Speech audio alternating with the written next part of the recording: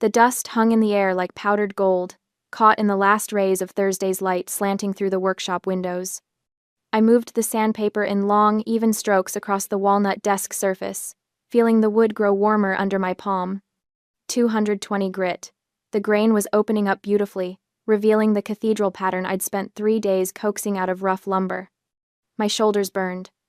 I'd been at this since 6 that morning, 15 hours of standing, shaping, breathing in fine particles that settled in my hair and the creases of my work clothes. The finishing studio smelled of linseed oil and fresh shavings, a smell that used to mean possibility. Now it just meant another 16-hour day, another piece I'd sell for half what it was worth because the mortgage was due and the phantom debt never stopped growing. The phantom debt, that's what I called it in my head, this amorphous obligation that had somehow become my inheritance. 6 years of payments on my father's business losses. 6 years since he'd clutched his chest in our kitchen and told me the doctors had found irregularities, that stress would kill him, that the company accounts were bleeding red. I'd been 21, still young enough to believe that family meant something mutual, something reciprocal. I'd been wrong.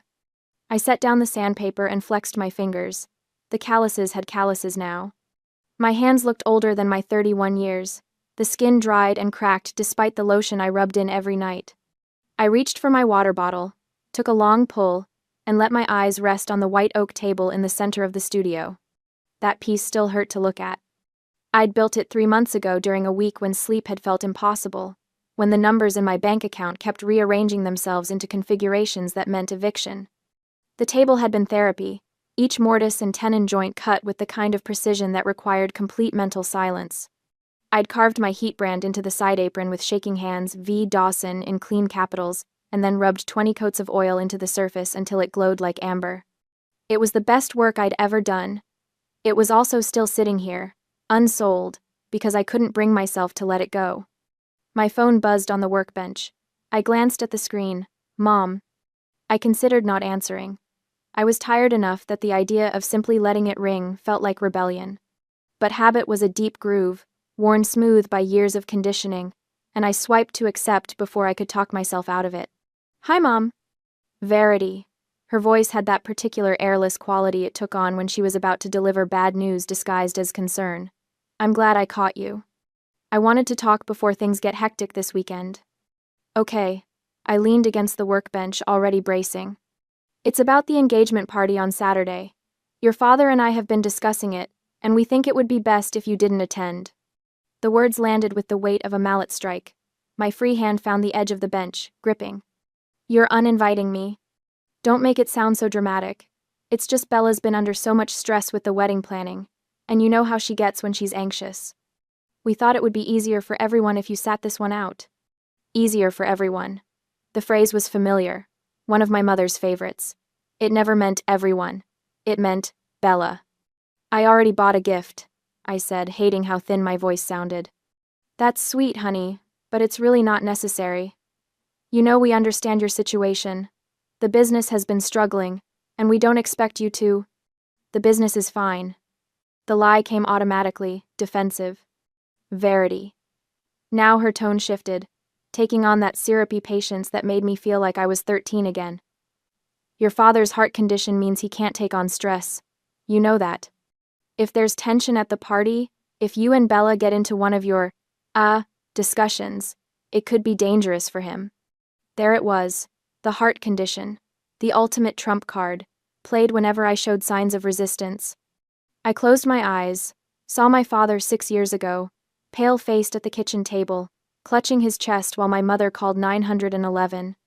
Saw the hospital bills that had followed, the specialist appointments, the medications. Except I'd never actually seen any of those bills, never been to a single appointment. My parents had handled everything privately, had simply presented me with the final tally, $60,000 in medical debt, combined with the company's sudden financial collapse. And I, dutiful and terrified of losing the only family I had said yes to all of it. I've been making payments for 6 years, I said quietly. I've never missed one. And we're grateful, sweetheart. But this weekend isn't about money. It's about Bella's happiness. You understand that, don't you? I understood a lot of things. I understood that my sister had gotten the childhood bedroom with the bay window while I'd gotten the converted garage. I understood that Bella's college tuition had been paid in full while I'd been told there simply wasn't enough for both of us. I understood that when I'd been 23 and working 16-hour days to build my portfolio, to create the kind of furniture that might earn me a reputation, I'd been told I was selfish for prioritizing my hobby over family obligations. I understand, I said. Wonderful. I knew you would. We'll see you soon, okay? Maybe Sunday for brunch. The call ended. I stood in the golden dust light, phone still pressed to my ear, listening to dead air. Then I walked to my desk, pulled open the bottom drawer, and took out the envelope I'd sealed 2 days ago. Inside was a check for $5,000, half of what I'd been paid for a commissioned dining set, money I desperately needed for next month's rent. The card attached read, "Congratulations, Bella and Julian. Wishing you every happiness." I looked at it for a long moment, then I tore the check in half, then quarters, then kept tearing until the pieces were too small to rip further. The scraps fell onto my workbench like snow. I swept them into the trash bin with the side of my hand and went back to sanding. The walnut desk still needed work, and work was all I had left. The day before the engagement, Friday morning arrived with fog so thick that I could barely see across the workshop parking lot. I'd been up since 5, running inventory, and trying not to think about the calendar. 30 days until eviction if I didn't make next month's rent. 30 days to pull together $3,000, which might as well have been $3 million. I was reorganizing my chisel rack when I heard the car doors slam outside. Multiple doors. My stomach dropped. I walked to the front window and looked out through the condensation. A sleek Audi sedan sat in my gravel lot, looking as out of place as a show horse in a scrapyard. 4 people were climbing out, my mother in cream linen, my father in a sport coat, Bella in something white and flowing, and a tall man in dark jeans and a charcoal Henley. Julian, the fiancé I'd never met. My first thought was to lock the door and pretend I wasn't here. My second was that they'd already seen my truck. I watched them approach, watched my mother's practiced smile, my father's careful gait, Bella's hand possessively wrapped around Julian's arm. I opened the door before they could knock. Surprise. My mother's voice was crystalline, performative. "We wanted Julian to see where you work. He's very interested in craftsmanship." Julian stepped forward, extending his hand. "Verity, I've heard a lot about you." I doubted that was true. But his handshake was firm, his eye contact direct. He was handsome in an understated way, sharp jawline, dark hair pushed back from his forehead, eyes that looked gray in the morning light. There was an easiness to him that suggested money, the kind of wealth that didn't need to announce itself. "Nice to meet you," I said. I stepped back, allowing them entry into the finishing studio. Julian's attention went immediately to the space. His gaze traveled across the workbenches, the hanging tools, the half-finished pieces in various stages of completion. I watched him take in the Japanese pull saw mounted on the wall, the antique hand planes lined up by size, the white oak table in the center of the room. "This is incredible," he said, and something in his voice suggested he actually meant it. "Where did you train?" "Here." The word came out flat. "I'm self-taught." "Really?" Julian moved toward the oak table, his expression shifting into something like wonder. He crouched down to examine the joinery, running his fingers along the edge where the apron met the legs. "These are hand-cut dovetails." "Yes. Most people use a jig for dovetails this size. The precision required to do this by hand." He stood, looking at me with new attention. "How long have you been woodworking?" "Since I was 15. My mother cut in, voice bright and brittle. "Verity's always been good with her hands, very practical skills." The dismissal in that word practical made my jaw tighten. Bella was shifting her weight, looking uncomfortable. My father stood near the door, arms crossed, watching the interaction like a man watching a fuse burn toward dynamite. "We should let her get back to work," my father said. "I'm sure she's busy." But Julian was still looking around, his interest apparently genuine. "Do you mind if I look at the milling bay? I've been wanting to set up a shop myself, and I'd love to see your equipment set up." "Julian, honey, we really should," Bella started. "It's fine," I said, surprising myself. Something about my father's eagerness to leave made me want to prolong this. "It's through that door." I led him toward Zone B, aware of my family trailing behind like reluctant shadows. The moment I opened the door to the milling bay, The smell of raw lumber rolled out cedar, pine, oak, all mixing into the thick perfume of possibility. Julian stepped in, and I watched his expression shift into something close to reverence. The space was organized chaos. A table saw with an extended outfeed, a planer, a jointer, racks of lumber sorted by species and grade. The dust collector sat in the corner like a sleeping beast, its collection barrel half full of shavings. "Can I see how you've set up your dust collection?" Julian asked. I moved to the machine, flipped the switch. The collector roared to life, a grinding mechanical howl that swallowed all other sound. Julian leaned in to examine the hose connections, nodding to himself. Behind me, I felt my family's presence like a weather front. I turned and found Bella stepping close, too close, her face arranged into an expression of desperate sweetness. Bella's mouth was moving. The words were lost under the machine noise, but I could read lips well enough. "We need to talk." I led Bella back into the finishing studio, leaving Julian to examine the lumber racks in the milling bay. The dust collector's roar followed us through the doorway, muffling the world into a lower register of mechanical thunder. My parents followed us into Zone A. My mother immediately moved to the window, putting space between herself and whatever was about to happen. My father positioned himself near the door, blocking the exit. Military positioning? I thought distantly. They'd practiced this. Bella grabbed my wrist.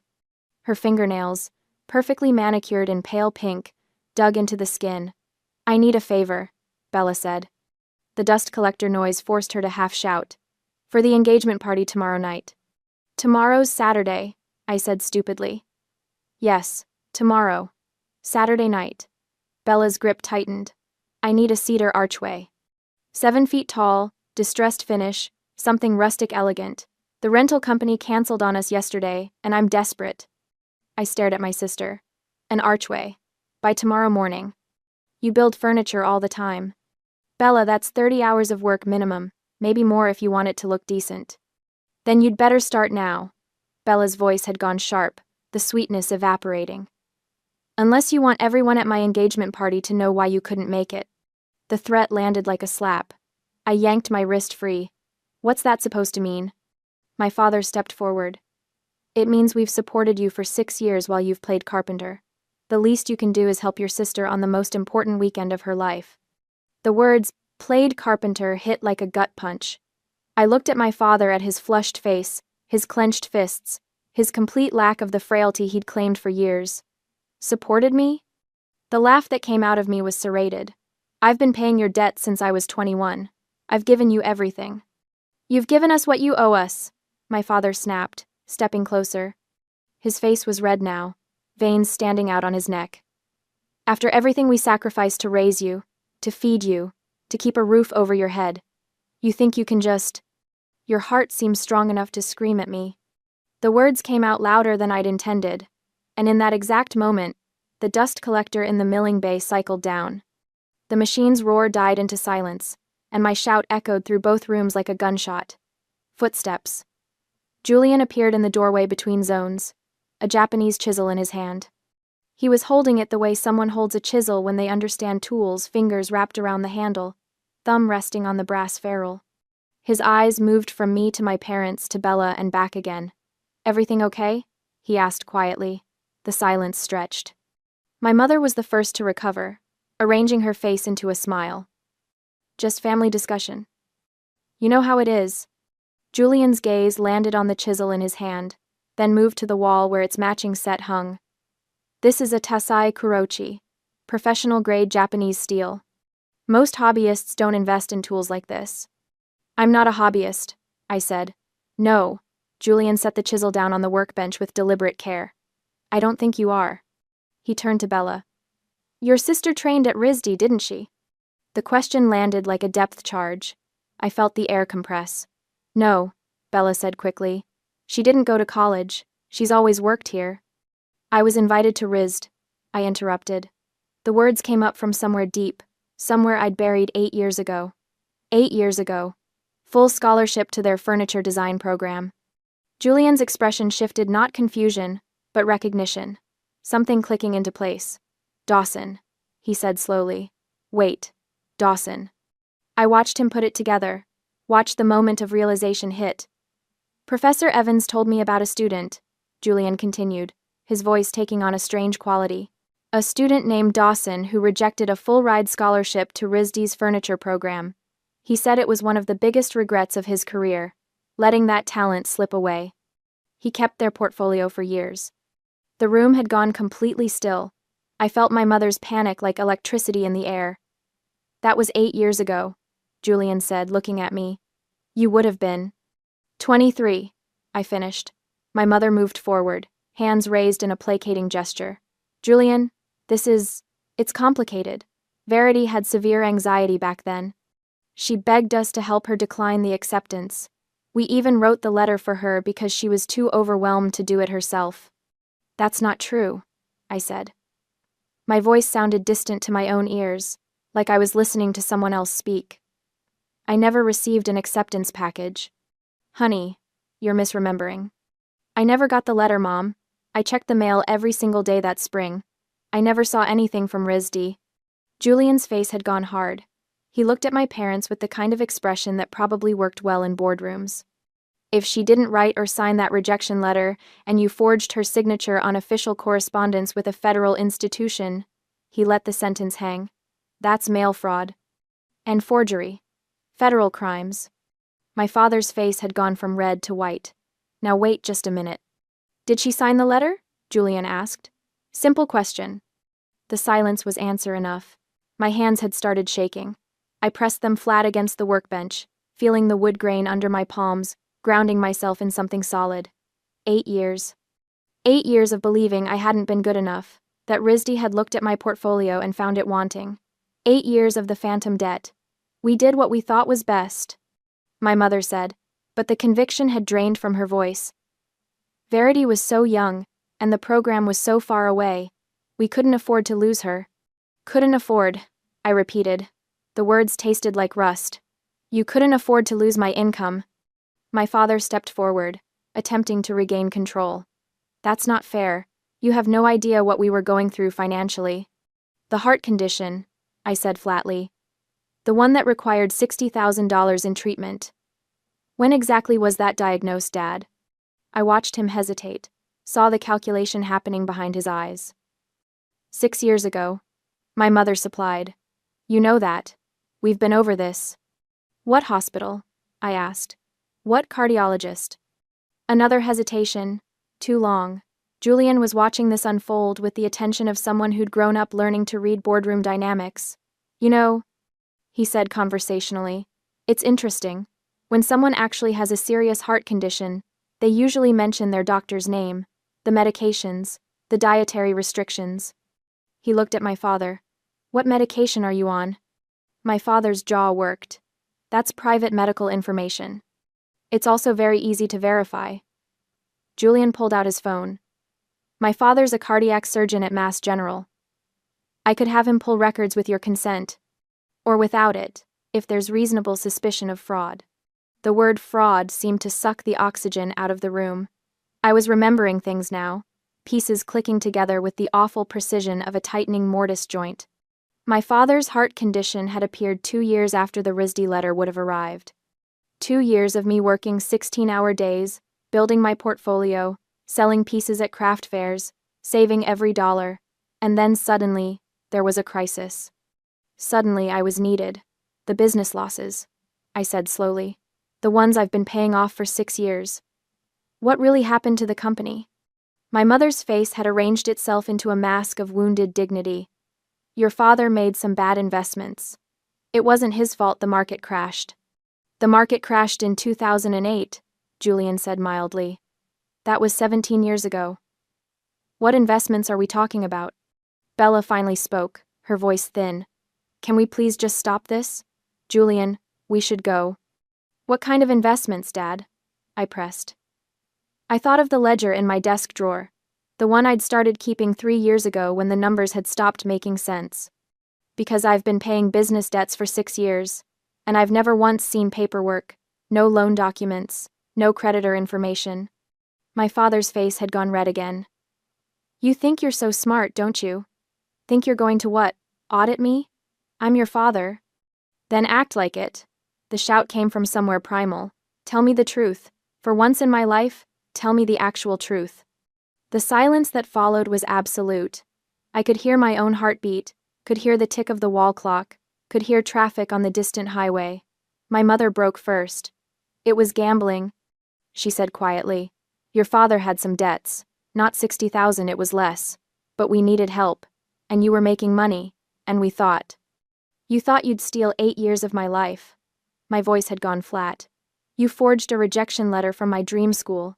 You invented a medical emergency. You've taken almost $80,000 from me over 6 years for business losses that were actually gambling debts." I looked at my father.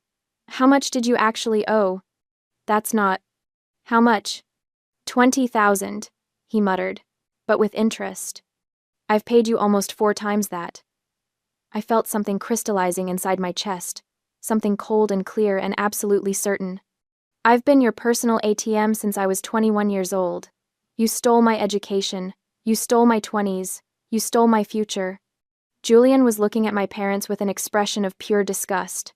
"This is beyond family dysfunction. This is criminal fraud. Tax fraud, if you claimed those gambling debts as business losses." He turned to Bella. "Did you know about any of this?" Bella's silence was answer enough. Her face had gone pale, but there was something in her eyes, not surprise. Knowledge. Complicity. "You knew," I said softly. "About Rizd. You knew I'd been accepted." "I didn't, it wasn't my place to." Bella's words tumbled over each other. "You were always so intense about your woodworking, and Mom said you'd be better off staying close to home. And I thought, you thought you'd use my work to make yourself look good." I moved toward the white oak table. "Like you did 3 months ago." Julian's brow furrowed. "What?" I gestured to the table. "This piece. I built it in March. Posted a photo on my barely used Instagram account because a client asked to see my work." I looked at Bella. "And then what happened?" Bella had gone very still. "Then my sister," I continued, "took that photo, cropped out the background, and posted it on her own Instagram. Claimed she'd built it herself. Got 4,000 likes, and a dozen commission requests." "That's not, I never said I built it," Bella stammered. "You said my new piece, and so proud of this build." My voice was surgical. "I have screenshots." Julian's phone was already out. "What's your Instagram handle?" "Don't," Bella said sharply. "Julian, please don't." But he was already scrolling. I watched him find the post, watched his thumb stop moving, watched him zoom in on the photo. Then he walked to the oak table and crouched down, examining the side apron. His finger traced over the heat brand burned into the wood. "V. Dawson. It's the same table," he said quietly. "Same grain pattern. Same brand mark visible in the photo if you zoom in." He looked up at Bella. "You claimed credit for your sister's work. That's intellectual property theft." "It was just a photo," Bella tried. "It was copyright infringement and fraud." Julian stood. "You gained social capital and potentially income opportunities by lying about creating this piece. That's actionable." Bella's face had gone from pale to splotchy red. "You're being ridiculous. It was just Instagram." "Just Instagram," I repeated. I felt something shifting in my chest. 8 years of compression finally finding a release valve.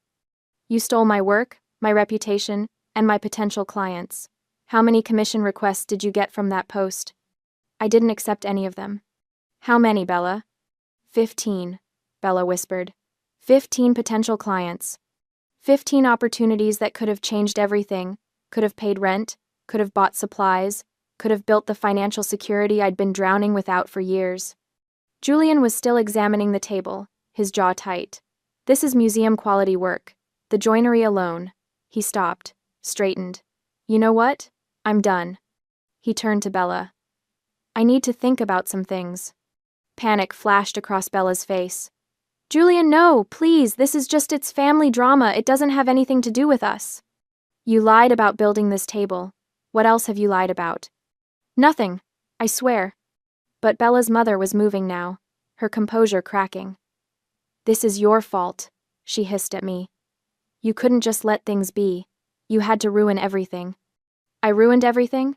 I felt the words come up from somewhere volcanic. "You forged documents. You stole $80,000. You destroyed my future. And you want to blame me? My father stepped forward, and for a moment I thought he might actually hit me. His hand was raised, face contorted, and I found myself stepping back instinctively. Julian moved between us so fast it seemed like teleportation. Touch her and I'll have you arrested. This is my property. Actually, I said, my voice suddenly calm, it's not. I walked to my desk, opened the bottom drawer, and pulled out the leather-bound ledger I'd been keeping for 3 years. The one I'd started when the numbers had stopped making sense, when I'd begun documenting everything. 3 years ago, I said, opening the ledger, I started tracking every payment I made to you, every business debt installment, every emergency check. I turned pages, revealing neat columns of dates, amounts, and purposes. I also started keeping copies of every receipt, every bank statement, every text message where you demanded money. My mother had gone very still. What are you doing? I'm showing you what due diligence looks like. I found the page I wanted. Last year, I hired a forensic accountant. Cost me $2,000 I couldn't afford, but I needed to know if I was crazy. Turns out I wasn't. I turned the ledger toward Julian. My father claimed business losses on his taxes for 6 consecutive years, losses that I was helping him recover from, but he never actually had a business failure. He reported the gambling debts as business losses, which is tax fraud, and the money I gave him?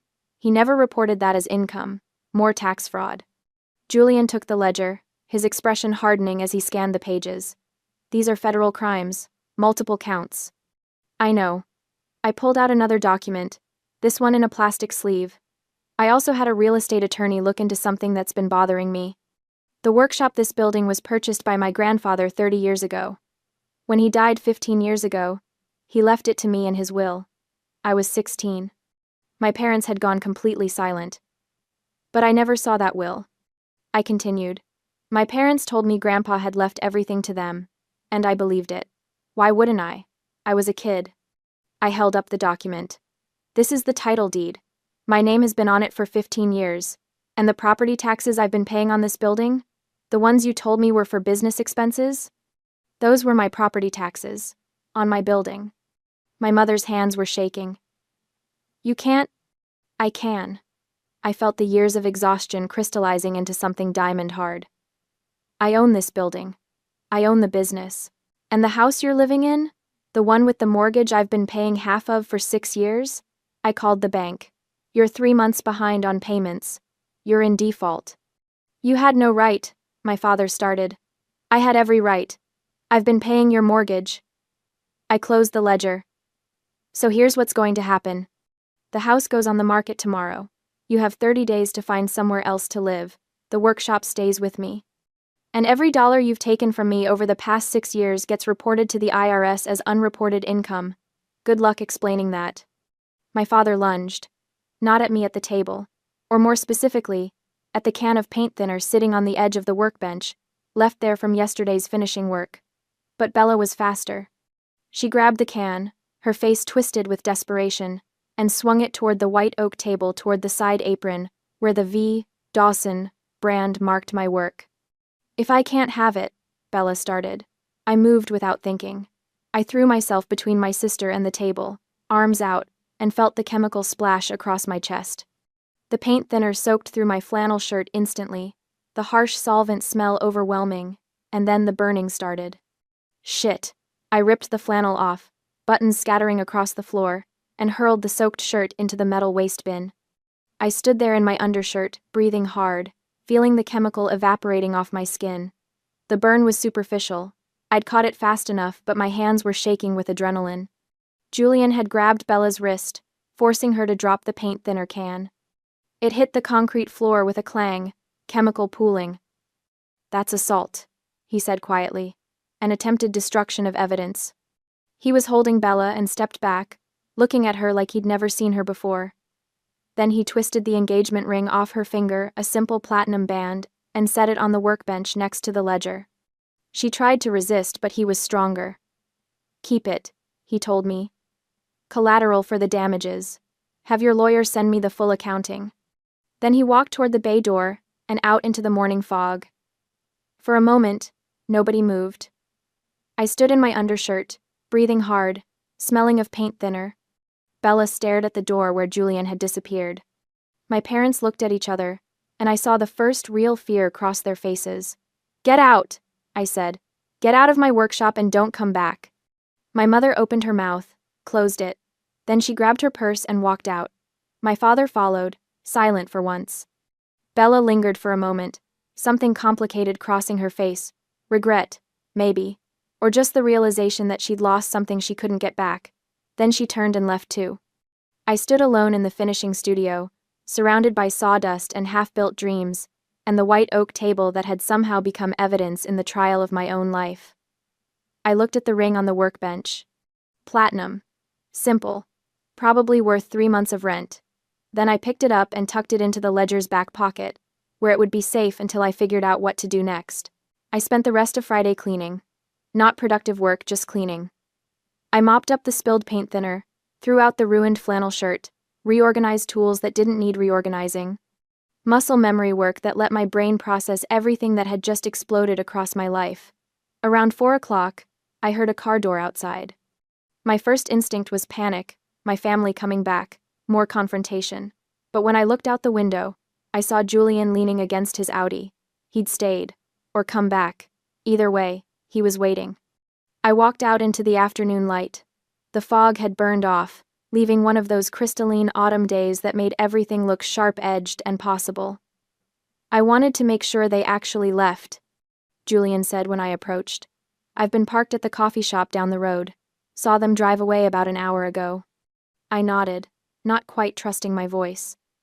"I also wanted to apologize," he continued. "I had no idea about any of that.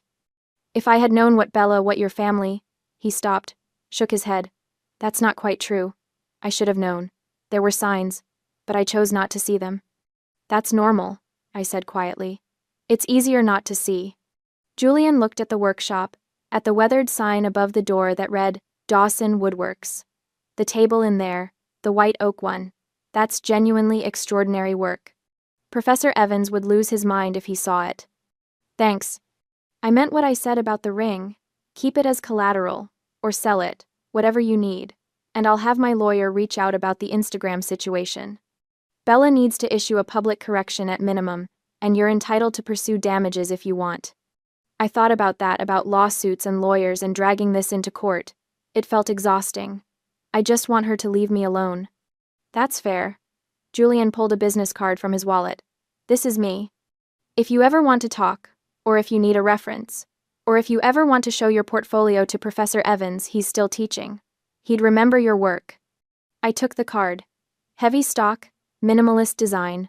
Julian Chen, architectural consultant. "I don't have a portfolio anymore," I said. "I sold most of my early pieces to pay bills." "Then build a new one." Julian smiled, and it was the first genuine expression I'd seen from him all day. "You're 31. RISD's furniture program accepts graduate students. You could apply again." The idea felt too large to hold. I folded it away somewhere safe, somewhere I could examine it later when I wasn't running on adrenaline and paint thinner fumes. "Thank you," I said, "for everything today. You didn't have to." "Yeah, I did." He opened his car door, then paused. "For what it's worth, you're better off without them. All of them. Including me, probably." "You weren't so bad," I said, and meant it. He drove away, and I stood in the parking lot until the sound of his engine faded. Then I went back inside, back to the finishing studio, back to the white oak table that had somehow become the turning point of my entire life. I ran my hand across its surface, feeling the smoothness of 20 coats of oil, feeling the perfection of joints that would last 100 years. This table was proof. Proof that I was good enough, skilled enough, dedicated enough. Proof that I'd always been enough. I opened the ledger one more time, looked at the platinum ring, nestled in its back pocket. Then I closed it and put it in my desk drawer, where it would stay until I needed it. Tomorrow I would call the realtor about my parents' house. Tomorrow I would contact the IRS. Tomorrow I would start the long, complicated process of untangling myself from 8 years of lies. But today, right now, I was going to build something. I pulled on a fresh shirt, tied my hair back, and walked into the milling bay. There was a stack of cedar in the corner, beautiful clear grain boards I'd been saving for a special project. I pulled out 6 of them and carried them back to the finishing studio. An archway. Bella had asked for an archway. I wasn't going to make it not for Bella, not for the engagement party that would probably be cancelled now anyway, but I was going to make one for myself. Something beautiful and strong and precisely constructed. Something that marked a threshold between the life I'd been trapped in and the life I was going to build. I measured twice, marked my cuts, and fired up the table saw. The blade sang through cedar like a promise. 1 year later. The house sold in 45 days. I never went inside again, just signed the papers and watched my parents pack up in stony silence. They moved to a smaller place across town, and I heard through distant relatives that my father had gotten a job at a hardware store. My mother didn't speak to me anymore. Bella's engagement had ended, unsurprisingly, and she'd moved to Portland. I didn't miss any of them. I'd used the money from the ring, $12,000 at the jeweler's, to buy 6 months of financial breathing room. Then I'd taken Julian's advice and emailed Professor Evans at RISD. He'd remembered my name immediately, had asked to see my current work. I'd sent photos of the white oak table. He'd called me 20 minutes later. Now I pulled my truck into the workshop parking lot and saw Julian's Audi already there. We'd stayed in touch over the past year, tentative at first, then more regularly. He'd become a friend, then a collaborator. He had architectural clients who needed custom furniture. I had the skills to make it. It was a good partnership. Clean, equitable. Built on mutual respect rather than family obligation. Julian was waiting by the bay door, holding 2 cups of coffee. Morning. I brought the plans for the Beacon Hill project. Let me see. I took the coffee and the rolled blueprints, spreading them on my workbench. A built-in bookshelf system, 8 feet tall, white oak and walnut. Complex joinery. Exactly my kind of challenge. Timelines flexible, Julian said. Client wants quality over speed. That's my favorite kind of client. We spent an hour going over specifications, discussing wood selection, debating finish options. It was the kind of conversation I used to dream about having, technical, creative, between equals. When Julian left, I stood in the finishing studio for a moment, just breathing. The space smelled like sawdust and linseed oil. The white oak table still sat in the center of the room, no longer for sale. It was a marker now, a reminder. My phone buzzed, a text from a number I did recognize immediately. Professor Evans. Hi Verity, how are you? I'm teaching a weekend intensive on advanced joinery techniques next month at RISD. Would you consider being a guest instructor? We could discuss graduate program options while you're here. I read it twice. Then I typed back, I'd be honored. Before leaving for the day, I drove past the old house, my parents' former house. New owners had already painted it a different color, planted new shrubs, put up a basketball hoop in the driveway. It looked like a house where people were happy. I felt nothing looking at it. No grief, no anger, no nostalgia. Just the mild interest of someone observing a place they used to know. I turned the truck around and drove back toward the workshop, toward the life I was building board by board, joint by joint, piece by piece. I had a bookshelf to design, a class to prepare for, a future to construct, and for the first time in 8 years, I had something I'd thought was lost forever. I had my time back, my skills, my name. I had myself.